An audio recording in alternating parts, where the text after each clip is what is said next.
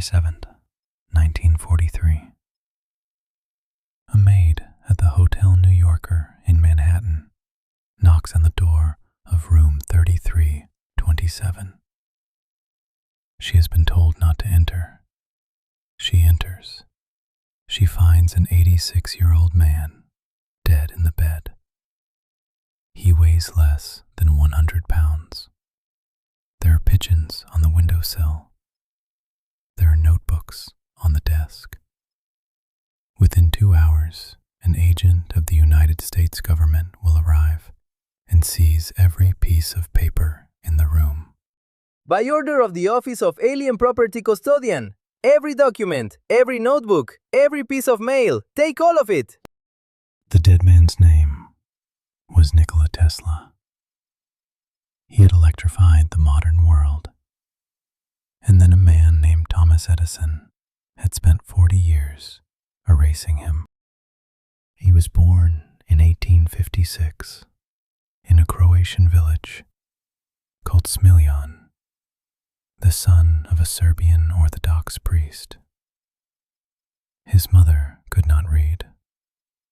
She could recite from memory every line of every Serbian epic poem ever written. And she invented small mechanical devices in her kitchen between the cooking. Nikola, by the age of 6, could solve calculus problems in his head. By 8, he was rebuilding the family clocks. By 12, he was seeing visions of machines that did not yet exist. The machine is already complete. I see it, every part of it. I see the bearings turning. I see the brushes sparking. I close my eyes, and the machine runs in the dark of my head for an hour, then a day, then a week. And only after that do I build it. He moved through Graz, then Prague, then Budapest, taking jobs as a telegraph engineer. He was 26.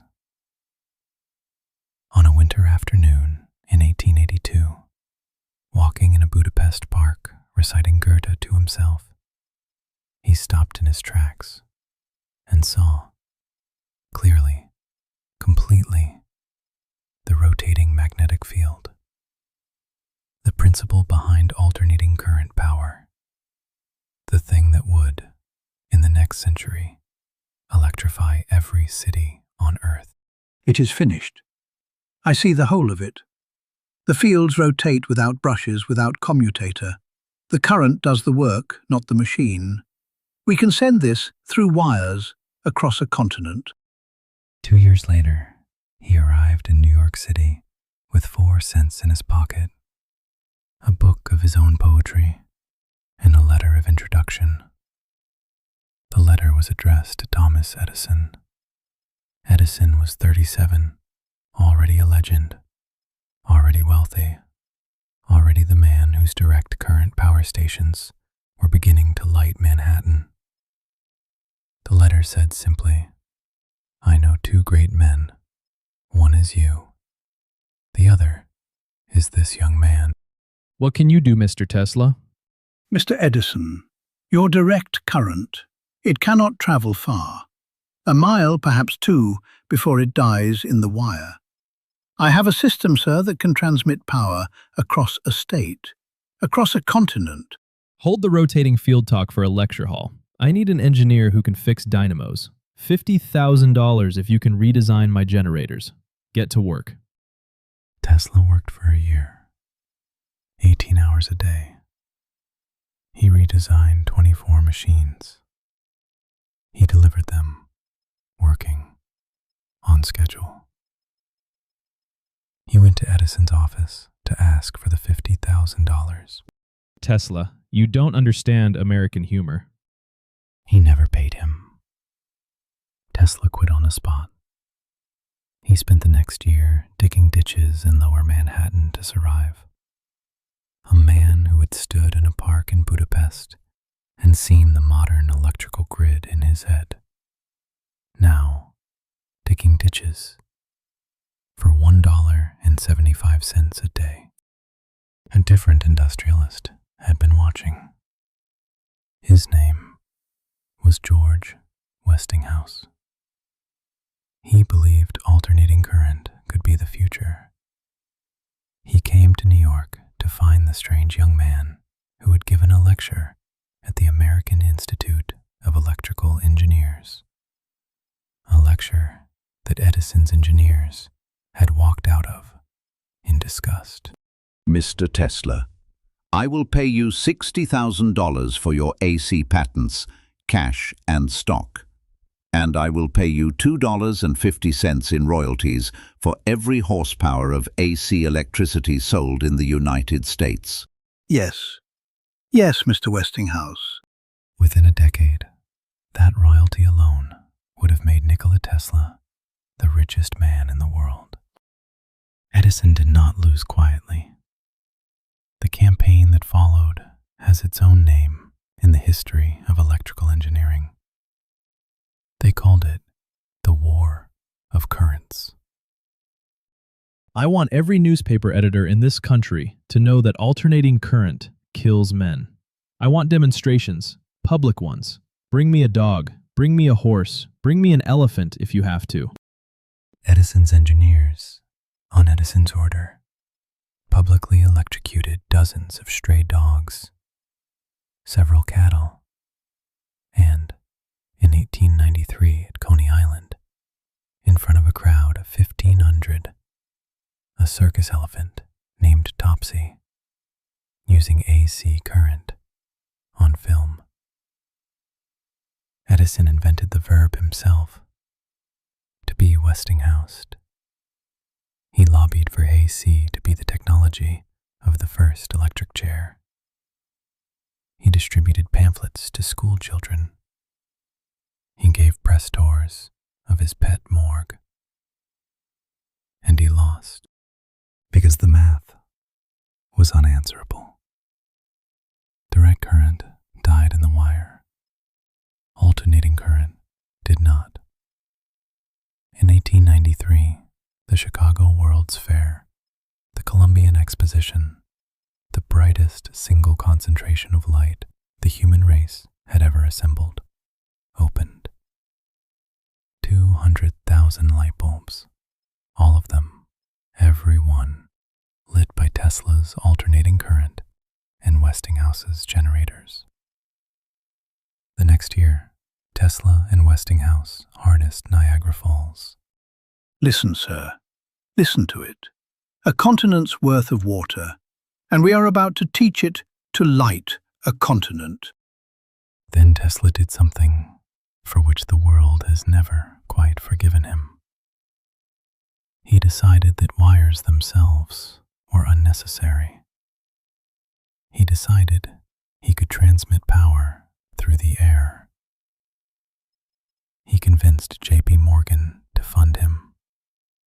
He built a tower on Long Island called Wardenclyffe, a wooden lattice topped with a giant copper mushroom, 187 feet high. He was going to broadcast electricity itself, the way radio broadcasts a voice, free to every receiver on Earth. Nikola, my father is asking what the business model is. Free electricity, Miss Morgan, for every village on Earth, for every child who has never owned a lamp. That is not a business model, Nikola. That is a gift. My father does not fund gifts. Morgan pulled the funding in 1904. Wardenclyffe stood incomplete on Long Island for 2 decades, a wooden tower waiting for a check that never came. In 1917, the U.S. Navy dynamited it for the scrap metal, claiming wartime security. By then, Tesla had sold or signed away his royalty agreement with Westinghouse to save Westinghouse's company from bankruptcy, and was, for the first time, broke. He spent the next 40 years in Manhattan hotels, moving from one to the next when the bills got too high. patents in his lifetime on 3 continents: radio, remote control, neon lighting, radar, the and logic gate, the rotary engine, the bladeless turbine. Other men were granted patents for inventions Tesla had described in lectures decades earlier. Marconi got the patent for radio in 1904. Tesla would not be retroactively credited until 1943, 6 months after he died. Marconi is a fine fellow. Let him continue. He is using 17 of my patents. In his final years, in his last hotel, the New Yorker, on 8th Avenue, he ate 1 meal a day, alone, at the same table. He kept a flock of pigeons on his windowsill. He told friends he was in love with one of them, a white female. He believed she answered his questions. He was widely considered by then to be mad. I loved that pigeon. I loved her as a man loves a woman, and she loved me. As long as I had her, there was a purpose to my life. Thomas Edison died in 1931. The country mourned for a week. President Hoover asked, as a memorial gesture, that every American turn off their lights for 1 full minute at exactly 10 p.m. Eastern Time. Across the United States, in every home, every factory, every street lamp, alternating current went dark for 60 seconds in honor of the man who had spent his life trying to keep alternating current from existing at all. Tesla was alive for it. He read the newspaper at the New Yorker. He did not comment. 12 years later, the maid found him. The FBI took 20 filing cabinets out of room 3327, sealed them, and stored them in a warehouse in New Jersey. Most of the papers are, to this day, classified. Cabinet 1 of 20. Notebooks, mechanical drawings, schematics. Cabinet 2. Correspondence. Cabinet 3. 2,000 people came to his funeral at the Cathedral of St. John the Divine. Telegrams arrived from 3 presidents and from Albert Einstein. The director of the FBI, J. Edgar Hoover, personally sent agents to listen to the eulogies. 6 months after the funeral, the United States Supreme Court ruled that Tesla, not Marconi, had invented radio. The ruling was a footnote. No major newspaper printed it on the front page. Every alternating current wall outlet in your home was Tesla's. Every motor in every dishwasher, every refrigerator, every washing machine, Tesla's. The fluorescent tube in the ceiling above your head, Tesla's. The remote control in your hand, Tesla's. Wi-Fi, partly Tesla's, through Hedy Lamarr and Edwin Howard Armstrong, who built on his work. The radar that watches the air above every airport, Tesla's. Every neon sign on every street, his. A unit of magnetic flux density in the International System of Units is named after him. It was the only honor the United States Patent Office ever paid him in his lifetime.